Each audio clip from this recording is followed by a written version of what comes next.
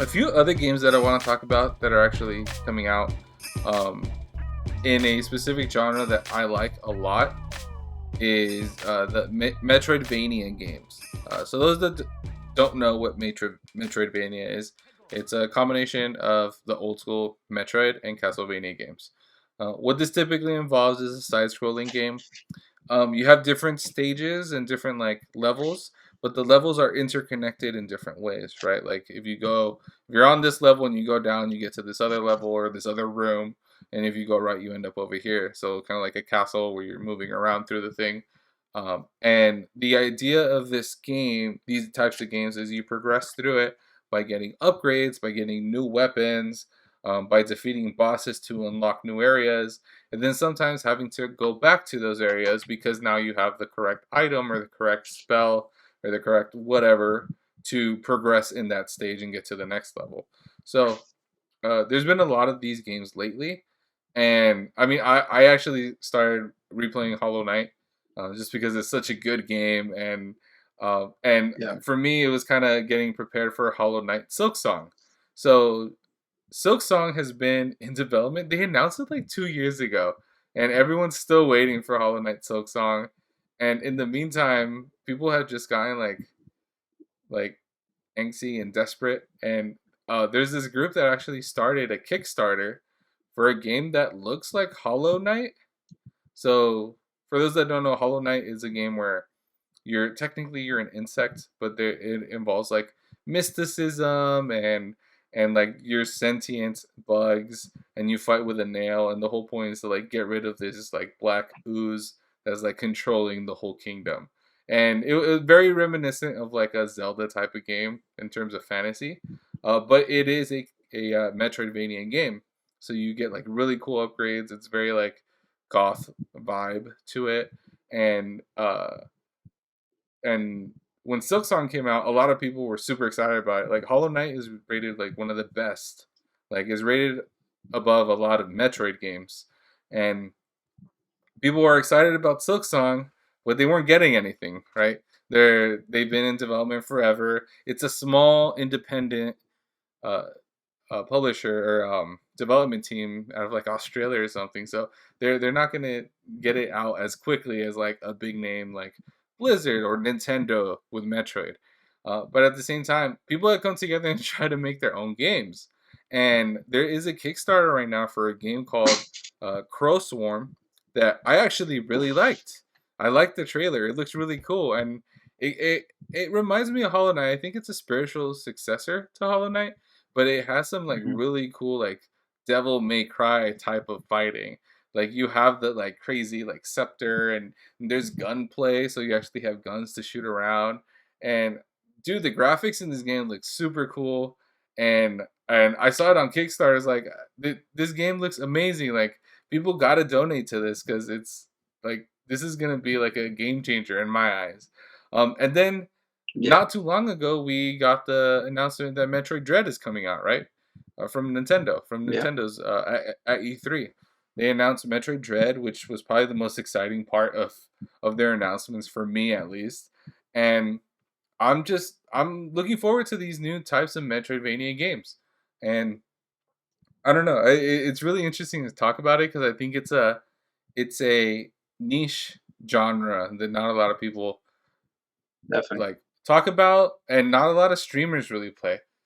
I've seen very few streamers actually play through some of these games, and just because it's again they're one player games, you play through, you beat them, and you're done, right? Definitely seen some Hollow Yeah, Knights. Definitely seen some people playing Hollow Knights, but like you said, not that they get boring fast, but they're not the most yeah, exciting games to yeah. watch. There's a So they're definitely more exciting to yeah, there's a play. lot of dying and Yeah. repeating and trying to like Yeah. really grinding through and trying to figure out how do I kill this Mhm. boss?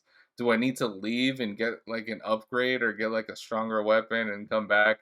So it's a lot of that. Like the strategy in it is trying to figure out how to beat each stage, and then once you get the correct weapons and spells or whatever you need, coming back and be like, all right, now I can beat this boss or now I can beat this level Yeah. and get through it.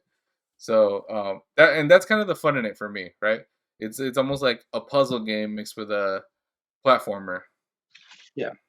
Yeah, I feel like it fits more of a style for YouTube, like a let's play on YouTube than a Yeah, stream uh, on Twitch. Because, like you said, you might take you 10 hours to beat it, but you're gonna restart it yeah, 20 times, and yeah, it'll be a 30 minute yeah, YouTube video compared to a 10-hour stream on yeah. Twitch. So Legit, I just finished playing Hollow Knight, and I think the world record for the speed run on it is like,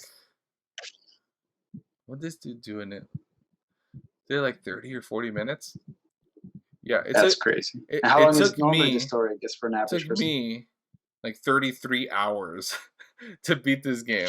Already having an idea of how to beat it.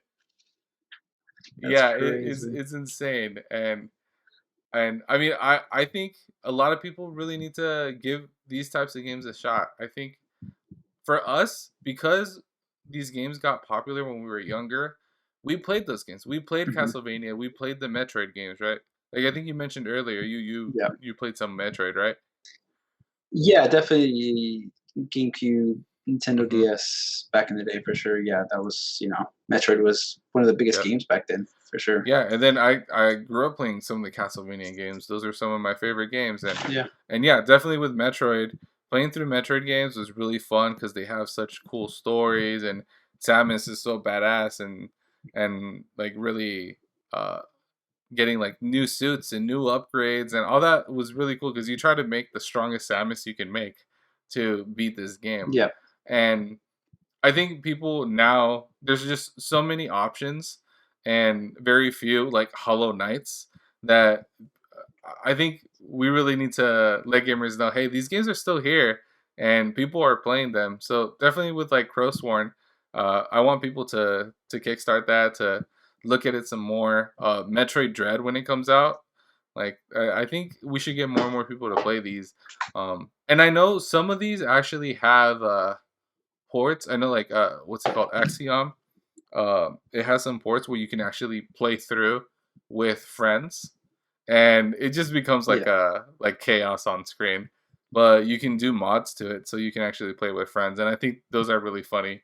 Um, that people will do mods where like it's four people, you have to play through the game, but one of you can't do anything, so it's like protect the president mode, and the one person has to just jump around and everyone else has to protect them the whole time. I think that's pretty funny.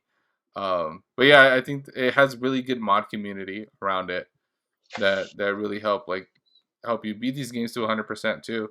Like sometimes, especially younger players, like these games will get really hard near the end, and there's guides out there to help them through it. And there's a solid community around it, around these games. But at the same time, I really think Metroidvania games needs to get some more time to shine. So I'm looking Yeah. forward to these new games that are coming out. Yeah, definitely. I mean, the best way to get people to play it is to bring out Yep. new games. If they're not bringing out new games, people aren't going to play them. So Yeah. the fact that Metroid Dread is coming out, I think it's going to be a Oh big yeah. boost for that genre Definitely for getting sure. that one.